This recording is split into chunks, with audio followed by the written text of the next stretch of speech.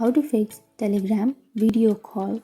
So if you're facing a problem while video calling someone on Telegram, then what you need to do is simply go for the upper left, which has that three bar icon, and go for settings.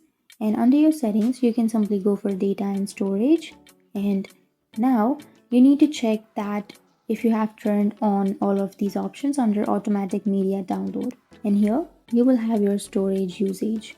And under that, you need to simply tap on clear cache and again tap on clear cache. And now your problem might be fixed.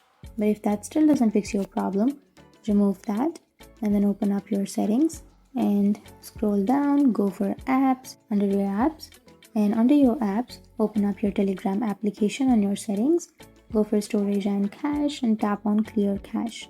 And after clearing your cache, now your problem might be fixed.